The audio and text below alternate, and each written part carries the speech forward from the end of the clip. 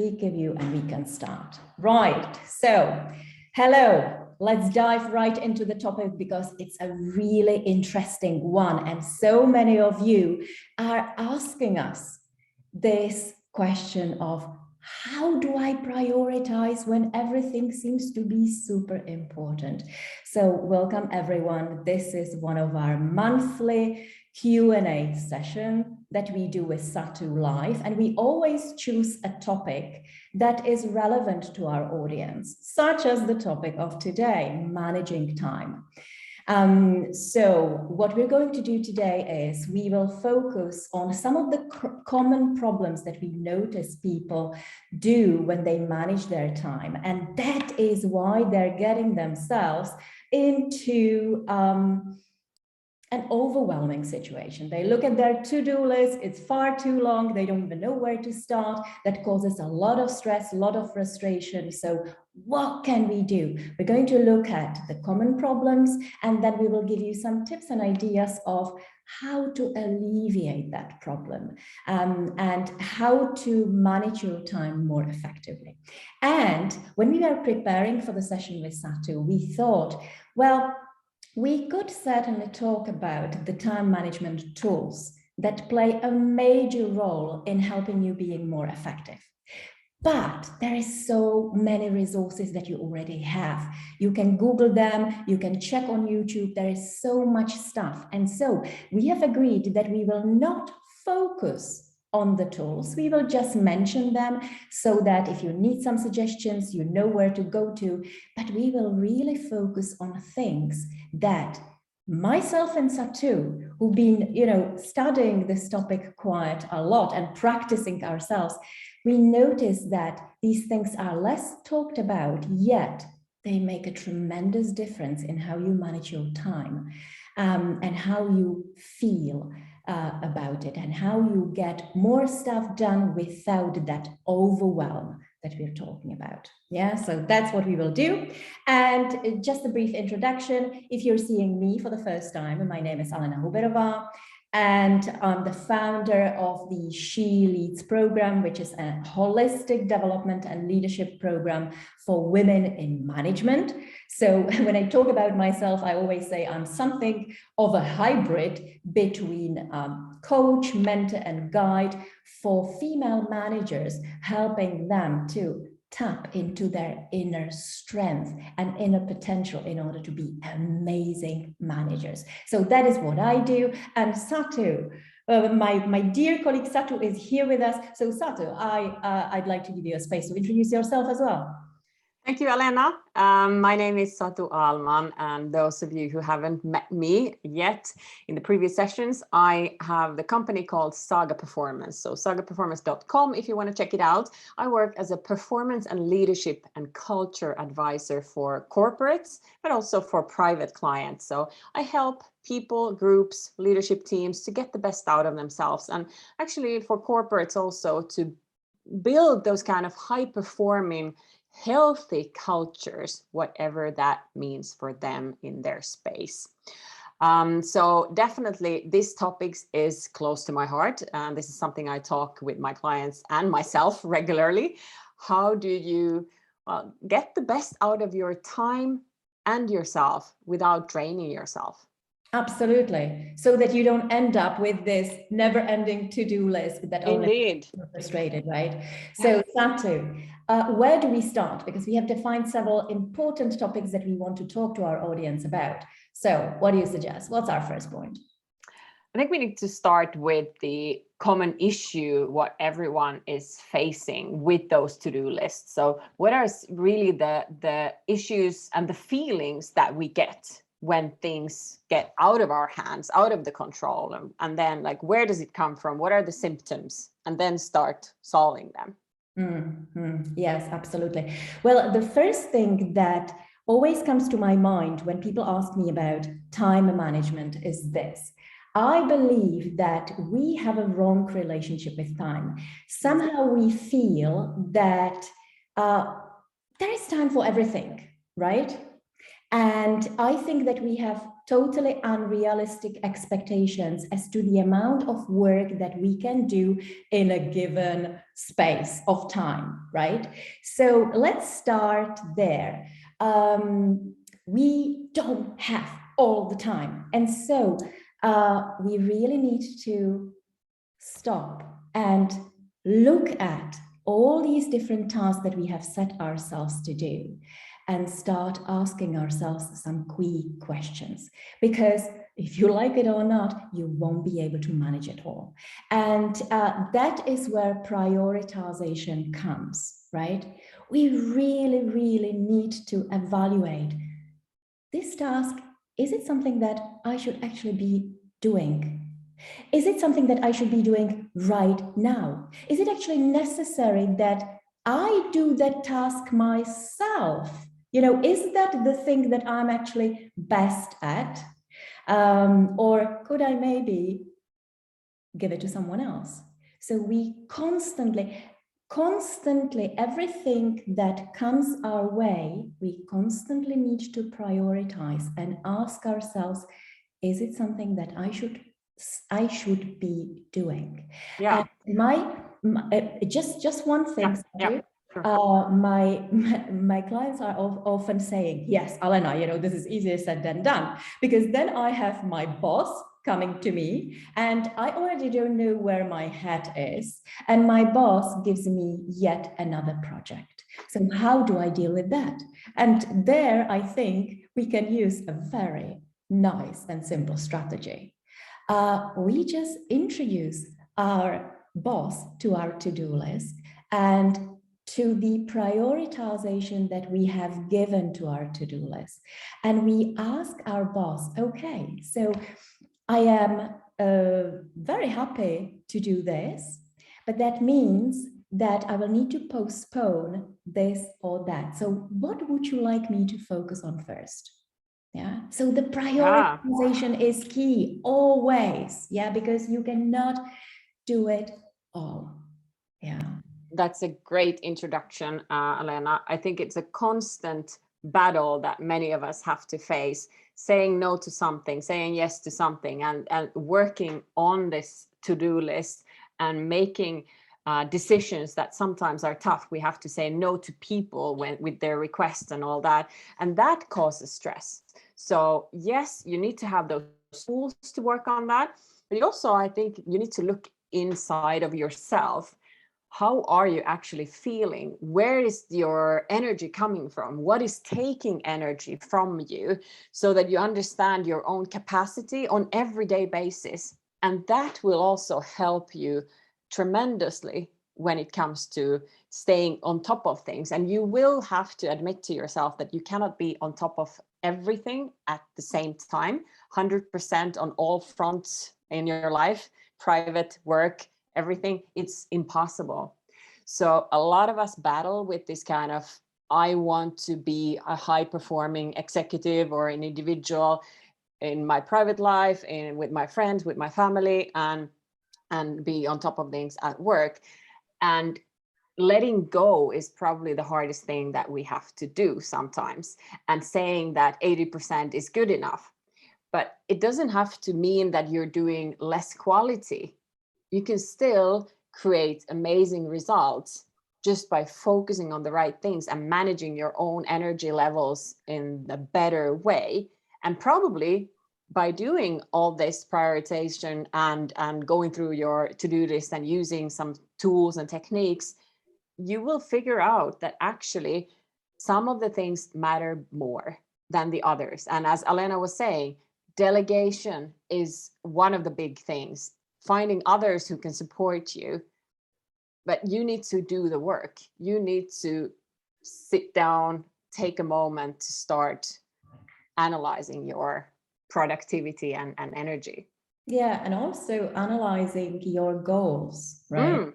Because every single thing that you do at the workplace should be in one way or another related to what you're trying to accomplish, right? And the rest is of lesser importance. Yeah. So prioritization even every day, because we have new things coming into our to-do list every single day. So what I do is every single morning, I reevaluate the priority of each task.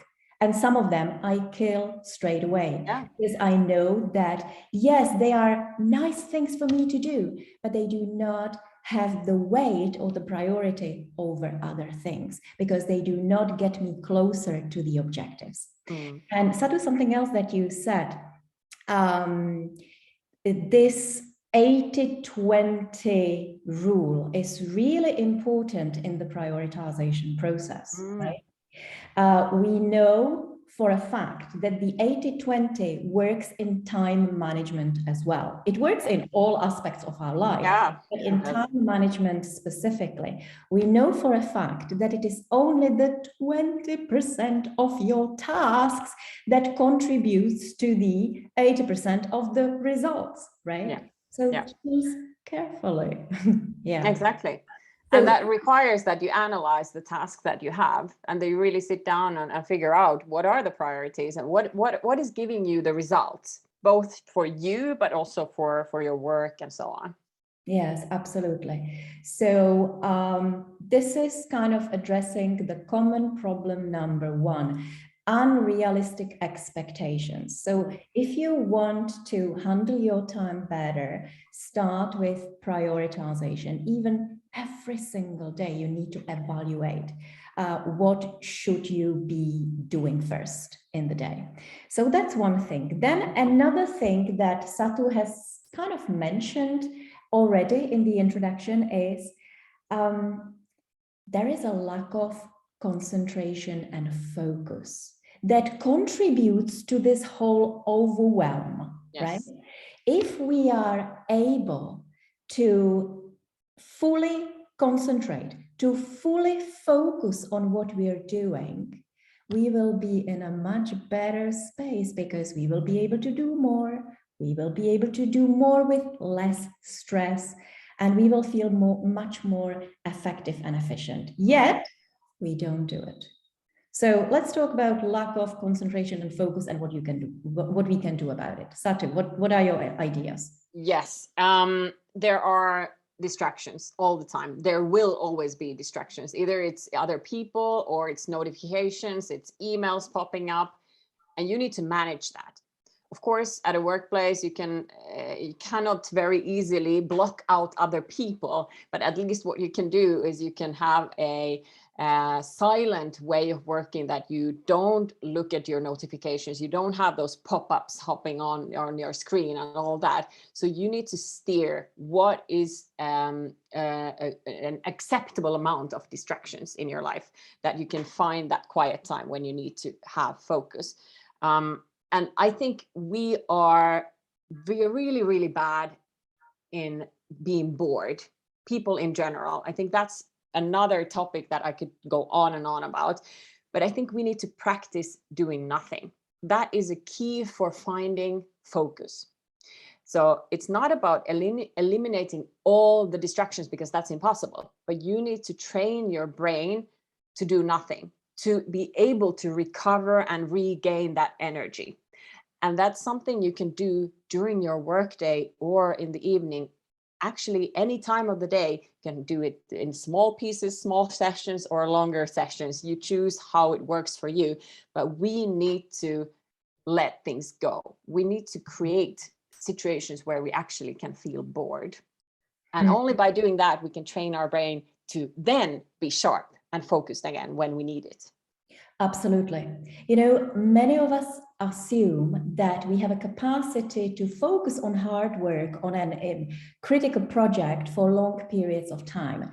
No, that is not possible. In fact, the latest study that I have heard, and maybe you've got some other statistics, Satu, is that the maximum capacity, if you really need to focus on deep dive work, like deep research, you have a really critical project to focus on, the maximum is 90 minutes. And after that, I think 90 minutes is already a long time. It's a long time, but that's the maximum that we aspire for. And after that block of 90 minutes, there needs to be some fun time, there needs to be some white space of, to have a break, to think about nothing, or to enjoy some activity in between the different tasks. And in fact, they say that if we really have a job that requires this deep focused work, we only use a maximum of 2 of these long blocks in a day. And we should have at least 2 or 3 hours of space in between these deep focus blocks of time. And of course, that's not to say that 2-3 hours of doing nothing. No. Yeah. To focus on tasks that do not require such mental capacity. And I also, when you said this thing about doing nothing, this reminds me, Satu, of something that I have learned from you, because I know that you work with top athletes as well as with top managers, and you always compare the athletic performance to the top manager performance, right? Yeah. As a top athlete, you train really hard, you work really hard, and then you break, you do nothing because you need time to recover. Yes. In senior management, we go through really tough work days, and sometimes we do not give ourselves the time to recover, and that is a major problem. So yes. Yeah, people think, I'm sorry, I just have to comment on that, Alena. Such an important thing that you brought up, that people in work life think that recovery happens when you're off work or when you're asleep. That's not sufficient. You cannot, and also because people are sleeping less and less nowadays, you cannot expect that your brain will recover fully just during those hours when you're in bed. You need to give it time between those tasks. And luckily, now there are tools, there are even apps for your getting notifications, by the way, to rest and recover. So you can schedule those in. I know that we're not here to talk about tools or promote tools and techniques, but I need to mention the Pomodoro technique that maybe many of you have heard about, which is a great app also that you can have on your computer that reminds you every 20 minutes to take a short break. So it will schedule you, especially if you are doing that kind of work that you need to, let's say, write a report that takes you hours and hours. You need to take your eyes away from the computer every now and then to regain the focus again. So that's a great way to do that. Yes, absolutely. And continuing talking about this problem of lack of concentration and focus and the importance of training our focus, I'd love to mention a few other things. So we have this tendency to be shifting our attention a lot throughout the workday. We also have a tendency of multitasking, and that is very counterproductive. So that's where the focus time comes in. When I find it sometimes when I'm a little bit stressed and I'm doing something, but at the same time, I catch myself already thinking about that next thing that is coming, that might be causing me a bit of an anxiousness. Yeah.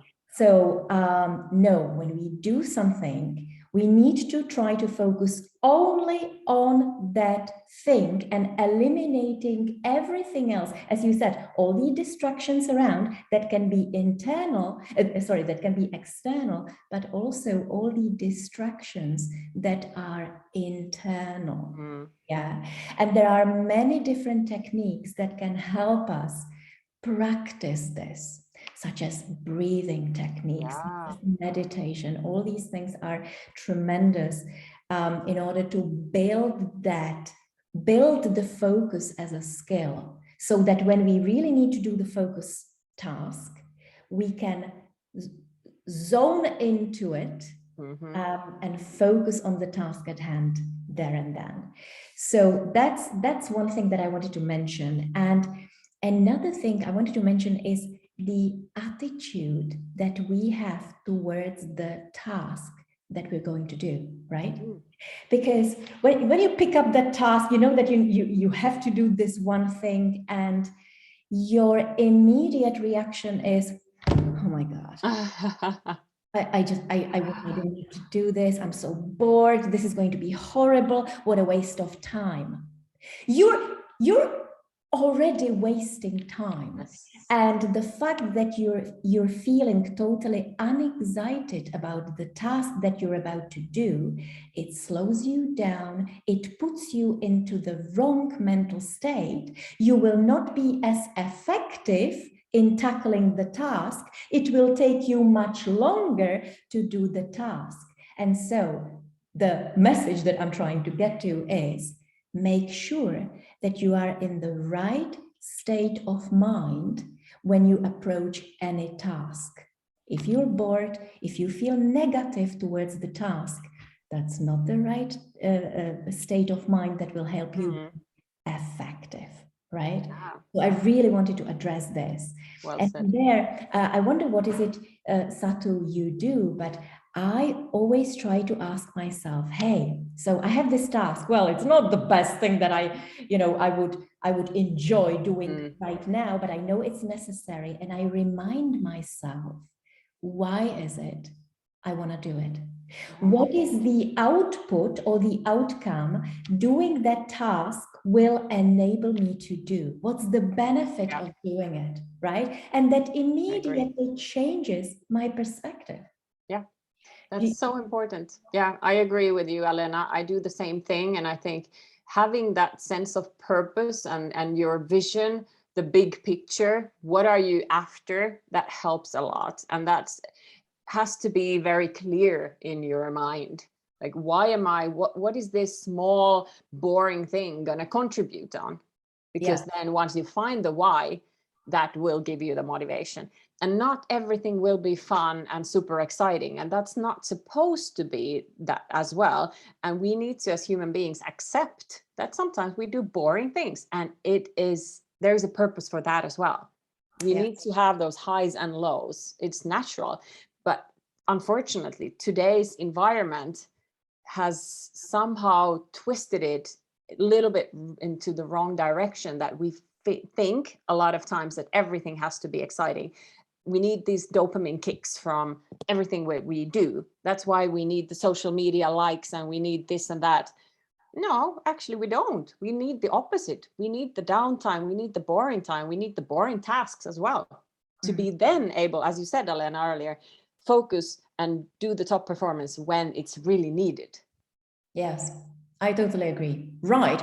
So there is another common problem that I want to address before we finish, because remember, ladies, this is a short and spicy 30-minute session. And the problem is we do not use the energy that we have adequately throughout the day in order to do the work that we have to do. If we use the energy adequately, we will be able to accomplish so much more and much more smoothly. So Satu, let's talk about that. Yeah, energy, so important. Energy in, energy out. But you need to understand your own energy levels and the flow. So my very easy suggestion to everyone is, take one day and analyze your energy levels. When do you feel that you're on top of the game? Is it in the mornings? Is it midday? Is it in the evenings? Find also the time when you're having the least energy and you really struggle. And then start digging deeper into why. What is giving you the energy at that specific point of the day or time of the day, and what is taking your energy? Sometimes taking the energy could be multiple reasons. It could be different types of people or situations that is draining you, but it could also be that you're just not properly fueled. Maybe you are not eating enough. Nutrition could be an issue. So you need to figure out what is it for you, and then start optimizing your daily routines and evening routines, morning routines, so that they serve you the best way, so that you know that by doing this, I will be on top of my game because I need those 2 hours from 8 to 10 to be, I need to be as sharp as possible. So that's why I know I need to do X, Y, and Z. For me personally, what works is to have really solid morning routines and evening routines that make me perform on top of my game and also secure that I get sufficient recovery during the night and during the evenings. Yes, yeah, absolutely. I have that too, Satu. I am an early bird. And so I know that I have the highest level of energy in the morning. So what I try to do is the most important things or tasks on my to-do list, I always schedule them in the morning when my brain is fresh, when I feel super productive and highly efficient, let's say. So my morning is always filled with the most difficult stuff. Or sometimes when I do interviews, sometimes when I do workshops, I try to actually push them into the morning when my brain works much faster than, for instance, after the lunch. And yeah, after the lunch, I usually do a lot of the light admin stuff until about 4 o'clock-ish, when I, between 4 and 6, that's another of my time slots in which I can do deep focused work. But these things can be individual, and that's why, yes, Satu, I think your advice is very good. For all of you guys, if you can monitor yourself even for one day, it will give you a lot of information about where you're being fastest mentally.